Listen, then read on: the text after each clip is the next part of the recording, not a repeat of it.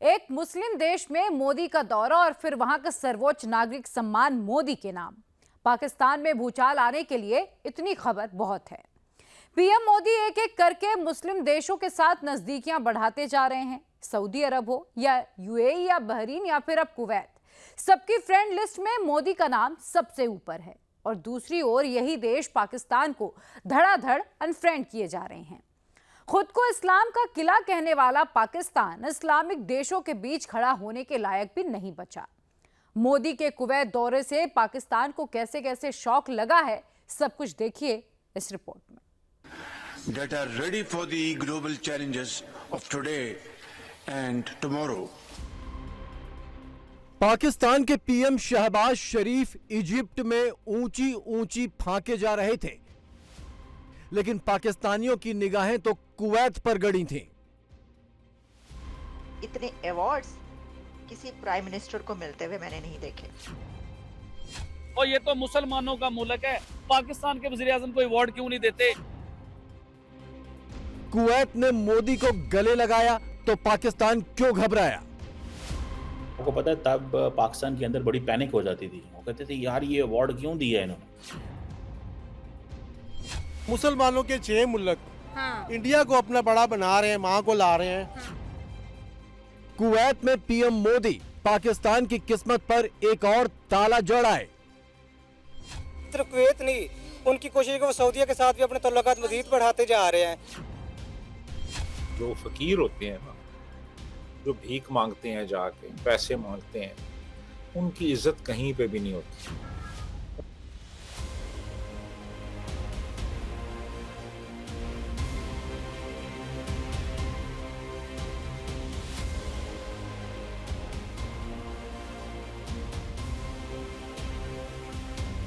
Egypt में शहबाज शरीफ मोहम्मद यूनुस को गले लगाकर कैसे गच्चा खाए।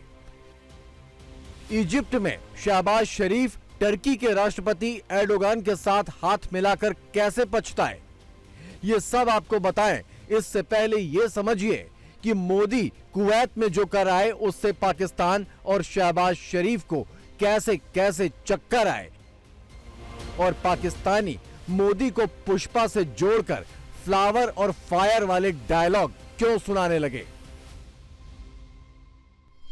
पुष्पा फ्लावर नहीं है, फ्लावर पुष्पा फायर है, फायर। दुनिया में 57 आई थिंक इस्लामिक कंट्री हैं, और कोई एक इस्लामिक कंट्री बताएं कि जिसके साथ हिंदुस्तान के रिलेशन बेहतर नहीं है। वो अपने मुल्क का हाईएस्ट सिविल अवार्ड देते हैं प्राइम मिनिस्टर नरेंद्र मोदी को।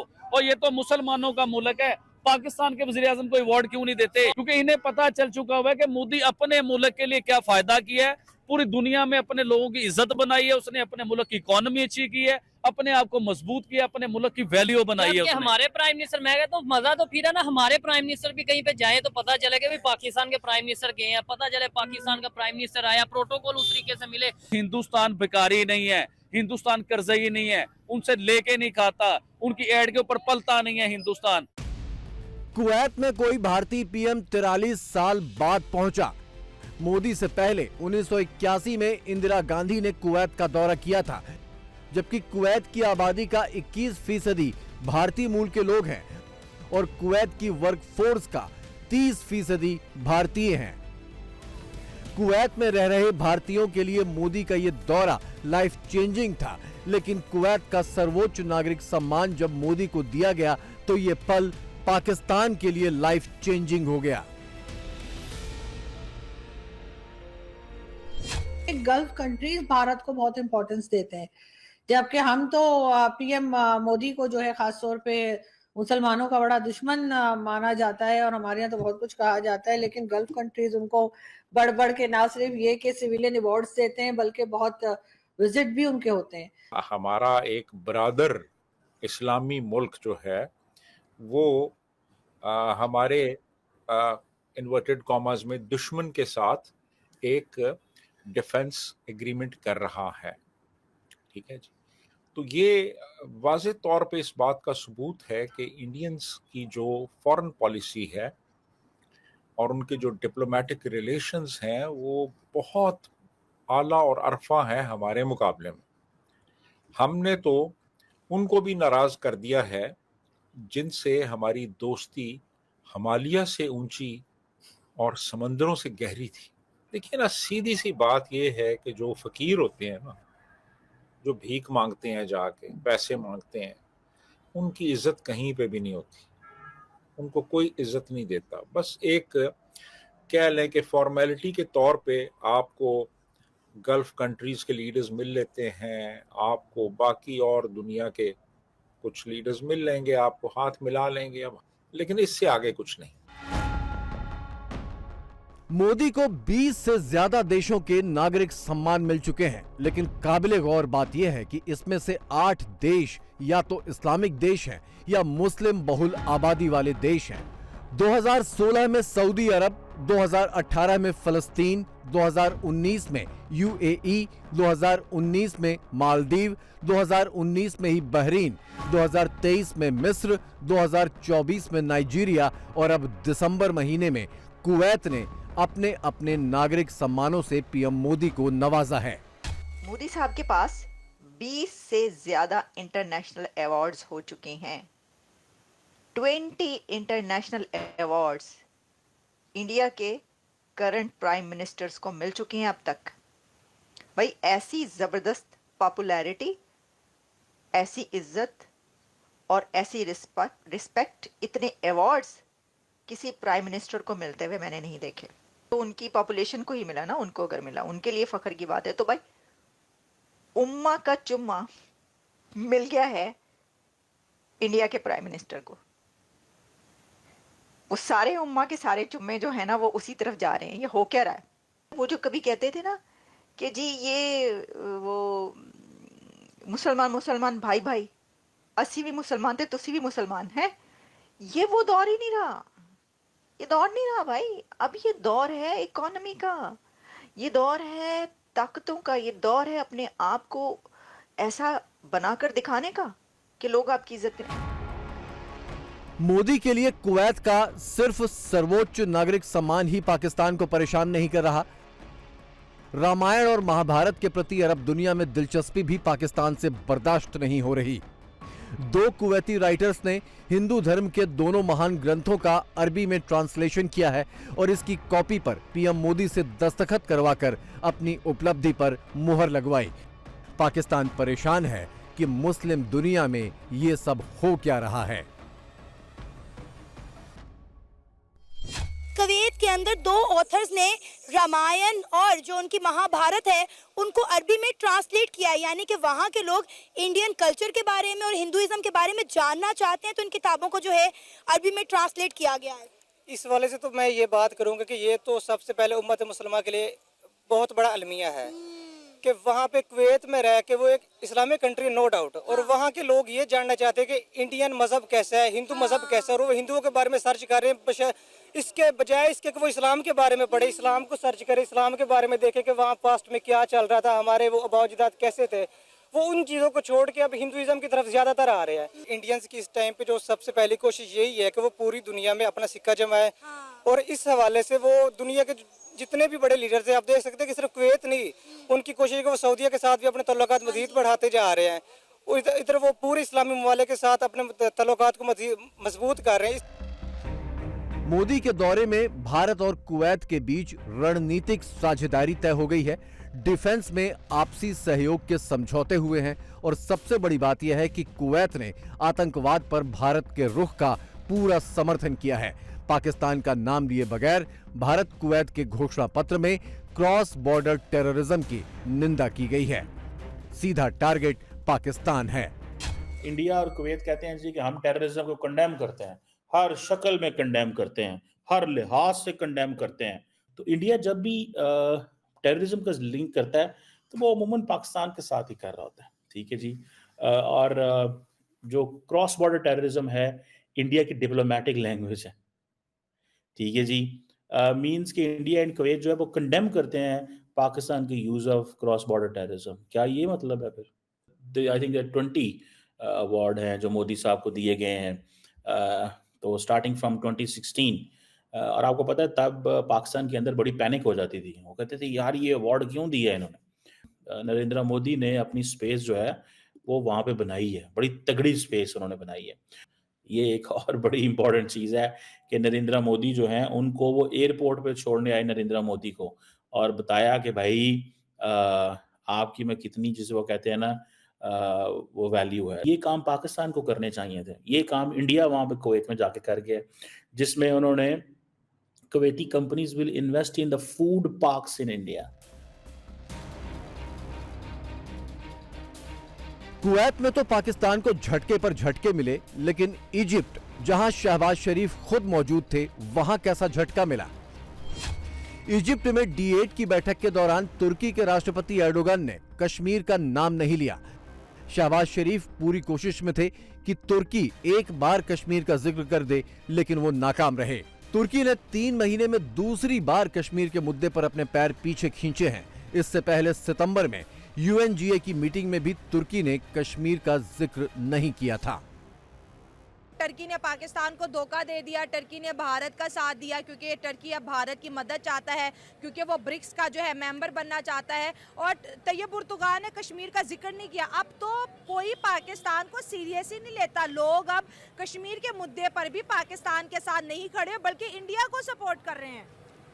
इंडिया को इसलिए सपोर्ट करेंगे कि उनकी मईशत देखें, उनको, उनके अवाम को देख लें, ठीक है, वो कहाँ पे जा रही है भाई। 3rd नंबर लार्जेस्ट मुल्क वो बन गई है इकानमी में, ठीक है। और हमारा क्या हाल है? और अगर आप तुर्की की बात करें ना, तो तुर्की उन लोगों का साथ देगी जो मुखलिस हो अपने मुल्क के साथ। मैं एक बात बोलूँगा कि अगर वो कहते हैं कि कश्मीर पे बात ना करें, पहले तो हम अपने मुल्क की बात करें कि बलूचिस्तान में कल क्या हुआ है, ठीक है। वहाँ पे क्या होता है डेली के हिसाब से? पख्तूनों को मारा जा रहा है, बलोचों को मारा जा रहा है। यार अपने मुल्क का सोचो, फिर कश्मीर की बात करेंगे। कश्मीर को जो है ना, वो तो पहले से हम दे चुके हैं इंडिया को, और अब हम रोला मार रहे हैं कि यार तुर्की ने जो है ना कश्मीर पे बात नहीं की। हमारी अपनी गवर्नमेंट उस पे बात नहीं कर रही है। जाहिर सी बात है, तुर्की को अपनी इकोनॉमी और अपने लोगों की फिक्र है। वो ब्रिक्स में शामिल होकर कारोबारी बढ़त हासिल करना चाहता है, और इसके लिए उसे भारत के समर्थन की जरूरत है। लिहाजा वो इतिहास की गलतियां सुधार रहा है। लेकिन ट्रेड और कारोबार की तुर्की से भी ज्यादा जरूरत पाकिस्तान को है। इसके बावजूद वो फितरत से मजबूर है। कंगाली की हालत में भी शहबाज शरीफ दुनिया को ऊंची ऊंची बातों से बेवकूफ बना देने का ख्वाब पाले हुए हैं। Excellencies, for Pakistan, investing in youth and supporting SMEs is crucial for our socio-economic development and progress. My government is committed to providing quality education, create jobs, and offer productive opportunities. The choice we make today will shape the destiny of generations to come. Saudi Arab, UAE जैसे अरब देशों को पाकिस्तान अपना bank समझता था। ऐसा bank जहां Islamic card दिखाकर वो जब चाहे जितनी चाहे रकम हासिल कर लेता था। लेकिन अरब देशों का रुख बहुत तेजी से बदला है। इस्लाम के नाम पर पाकिस्तान में खैरात बांटने की बजाय उनकी दिलचस्पी भारत में निवेश करने और अपनी इकोनॉमी बढ़ाने में हो गई है। जब से मोदी साहब आए, उन्होंने इतना ज़्यादा इस्लामिक कंट्रीज़ को एंगेज करे। कभी सऊदी अरब जा रहे हैं, तो कभी UAE जा रहे हैं, तो कभी मिस्र जा रहे हैं। अब देखे कुवैत देख ले, बहरीन देख ले, गल्फ कंट्रीज इंडिया के साथ बैठ रही हैं। और कितनी बड़ी पावर है जी, इंडिया उनके साथ ट्रेड कर रहा है, इंडिया उनके साथ बातचीत कर रहा है। बिल्कुल उनकी ट्रेड डबल होने वाली है। अब मुसलमानों के 6 मुल्क इंडिया को अपना बड़ा बना रहे हैं, माँ को ला रहे हैं। मुसलमानों में तो इत्तेफाक ही नहीं है। मुसलमान तो बैठते नहीं है, 2 मुल्क बैठते हैं, 4 निकल जाते हैं, ठीक है। अगर मुसलमानों में इत्तेफाक होता तो आज ये मसले होते ही ना। आज ये इंडिया उनकी माँ ना बनता, पाकिस्तान उनकी माँ बनता। पाकिस्तानियों का पता चल गया दुनिया को कि इनके पास एटम बम शायद अब नहीं है। जो अभी हालात बन गए, जिस तरह ये मांग रहे हैं, इन्होंने एटम बम भी उनको दे दिया है। इनके पास कुछ नहीं है। अच्छा। ये सिर्फ बस खाली खोल लेके बैठे हुए हैं। अगर एटम बम हमारे पास है तो थोड़े से उसमें से बेच के कर्जा उतार दो, या उनको बिल्कुल खत्म कर दो, उनको किसी को दे दो। भाई एटम बम को हमने चाटना है जब हम वैसे ही मर रहे हैं। अरब देशों में मुस्लिम कार्ड फेल हो गया।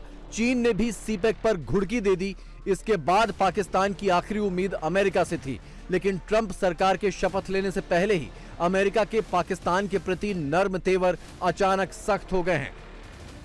पाकिस्तान के मिसाइल कार्यक्रम पर पाबंदियां लग गई हैं। ट्रंप के आने के बाद जो भी 2-4 कौड़ियां पाकिस्तान को मिल रही थीं, उन पर भी संकट के बादल मंडराने लगे हैं।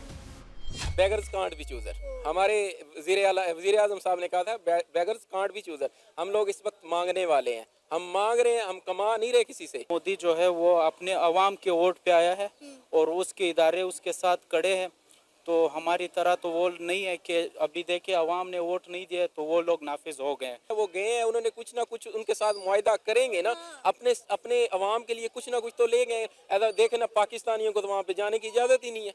अब हम हिंदुस्तान के बारे में ना मैं हिंदुस्तान का तारीफ कर सकता हूँ, मैं एक पाकिस्तानी हूँ, लेकिन उनका जो पॉलिटिकल जो वे है वो हमसे बहुत बेहतर है, जो कारोबारी वे है वो हमसे बहुत बेहतर है, आज़ाद है वो लोग। ठीक है, हम मायूस है। देखे ना, जब ट्रेड बढ़ती है तो मुल्क में रोजगार आता है, एम्प्लॉयमेंट बढ़ती है, अवाम को पैसा मिलता है। इंडिया जो है ना वो खुद को ग्रूम कर रहा है, हम लोग खुद को नीचे लेके जा रहे हैं। इसमें वल्लाह आलम जिसका भी हाथ है, हम नहीं इस मुद्दे पे बात करना चाह रहे, लेकिन इंडिया खुद को डोमिनेट कर रहा है, वो अपने आप को एक सुपर पावर डिक्लेयर करना चाह रहा है। नया साल पाकिस्तान के लिए बहुत तबाही लाने वाला है। एक तरफ अंदरूनी कलह इस बुलंदी पर पहुंच चुकी है कि मुल्क के टुकड़े टुकड़े होने का वजूद मिट जाने का खतरा है, और दूसरी तरफ एक एक रुपए की भीख के लिए तरसता मुल्क भारत से दुश्मनी वाली सोच ने पाकिस्तान को कहीं का नहीं छोड़ा।